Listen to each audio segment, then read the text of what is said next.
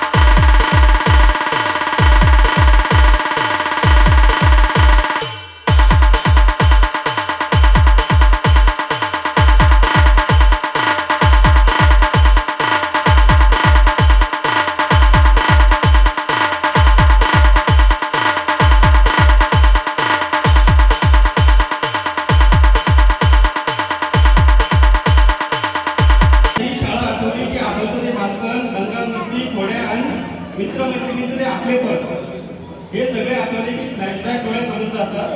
ती मस्ती, ती मजा, तो शिक्षकांचा खाल्लेला मार, मित्रमैत्रिणी सोबत केलेली धमाल सगळं आठवलं की त्याच्या डोळ्यातून पाणी येतं. असं वाटतं की आपण आता लहानपण तेच आपलं बरं होतं.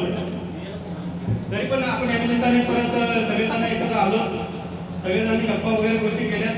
आणि असं म्हणतात अजून एक हे आहे की समोरच्या बेंचवर बसणारे आणि मागच्या बेंचवर बसणारे जे विद्यार्थी असतात त्याच्यामध्ये थोडासा फरक असतो. कारण समोरच्या बेंचवर बसणारे विद्यार्थी त्यांना शिक्षक कधी विसरत नाही. बरोबर आहे का? मागच्या बेंचवरची बरोबर आहे का? बसणाऱ्या यांच्यामध्ये फरक असतो. समोर बसणारे विद्यार्थी शिक्षकांना कधी विसरत नाही आणि मागे